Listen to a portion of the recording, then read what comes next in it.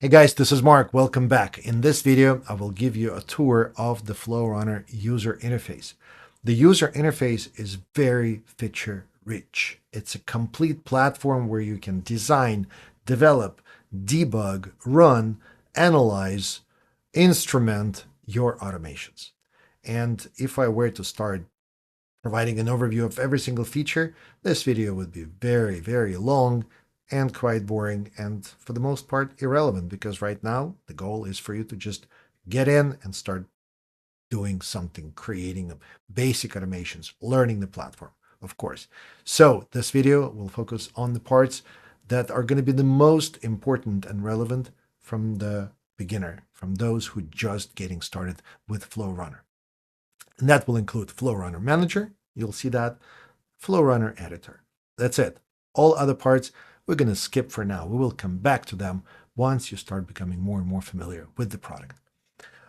To start using Flowrunner, you need to get to Flowrunner somehow. There are different ways to get to it, and there may be different experiences when you navigate to Flowrunner.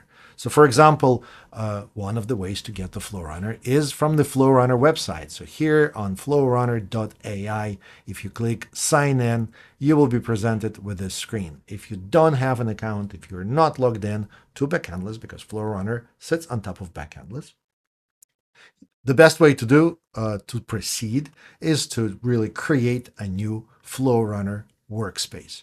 However, if you already have an account and applications in Backendless, you can actually select your application right in this drop down right here and click Go to Flowrunner, which is what I will do. And then Flowrunner opens up.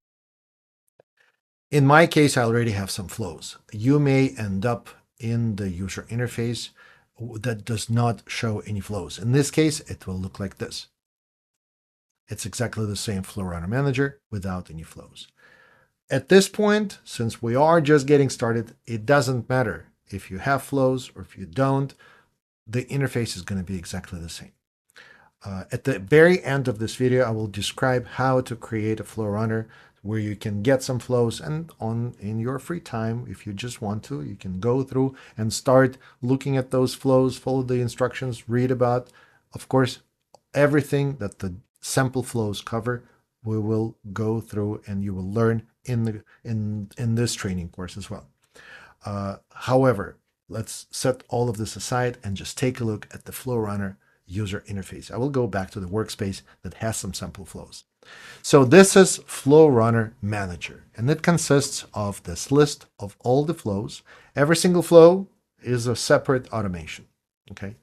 And every single flow may have one or more versions of that flow.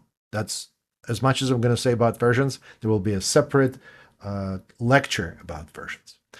Whenever an automation or a flow is selected, that flow, if it already has something in it, some kind of automation, then it will be displayed right here. And this shows up in the Structure tab. You see Structure?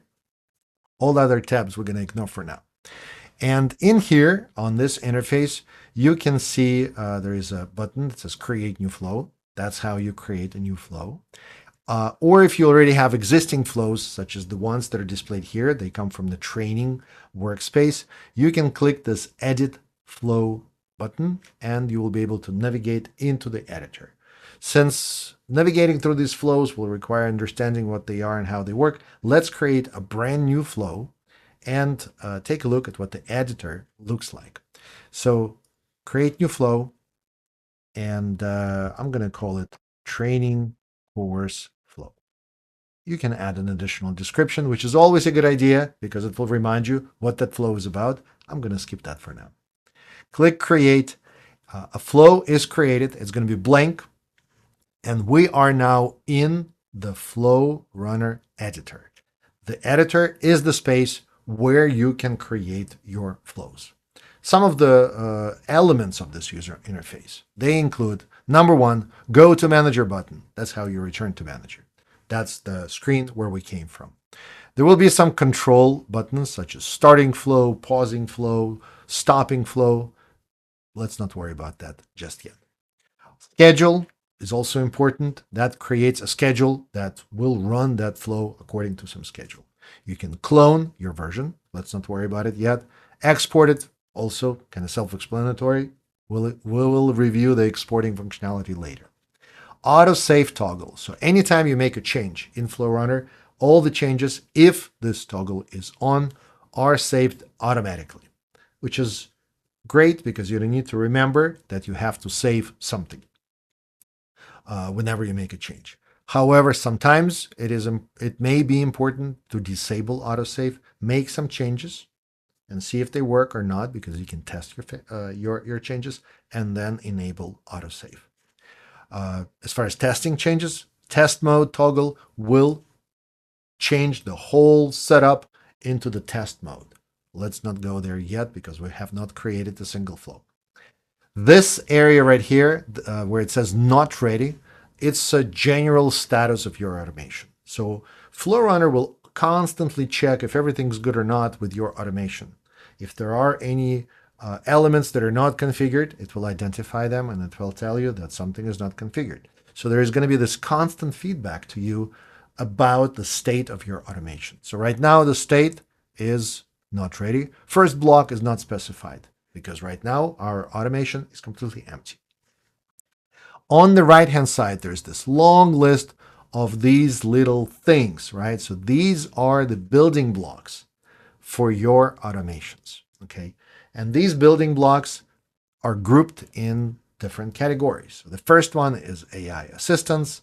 Then we have AI-related blocks.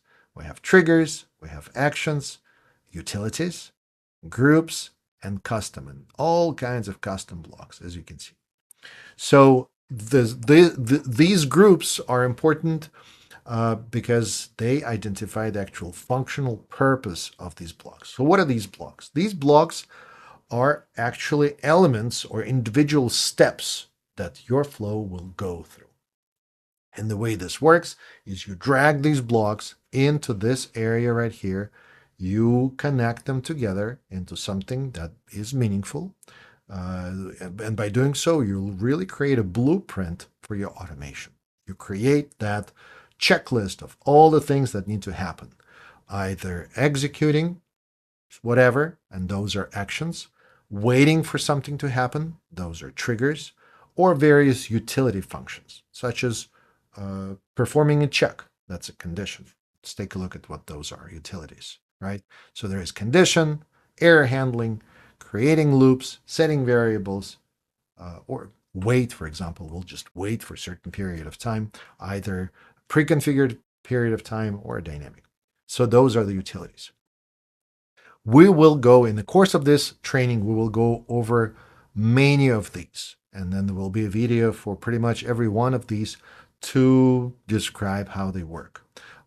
Custom actions are very important because they provide integrations with the outside world or with your internal implementation. You could have your own database and you could have logic that works with that database, and that will become a custom block. So all of this will be covered.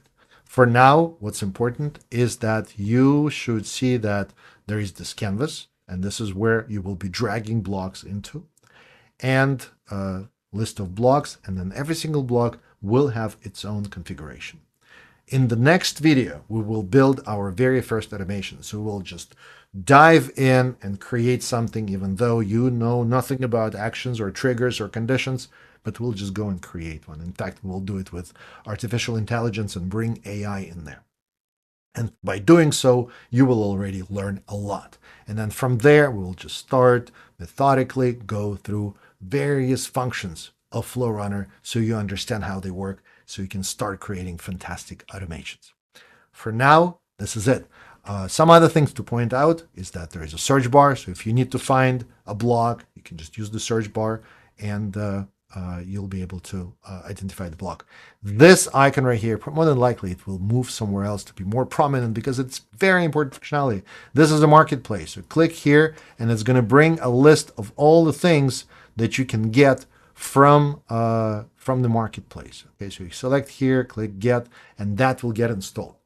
So Marketplace is super important because as FlowRunner is growing and becoming bigger and richer in functionality, a lot of things will just end up in the Marketplace for free or for a fee, whatever the author of that extension decides to do. It's available to anyone. You can start building your extensions and publishing to Marketplace. But first, we need to go through this training first. It's as simple as that. I know there's a lot, but really, Flow Manager, list of flows, create a flow, get in here, start editing. And that's what we're going to do next. We'll create our first flow, we will test it, and we will run it. So until the next video, I hope you found this useful. Happy automating.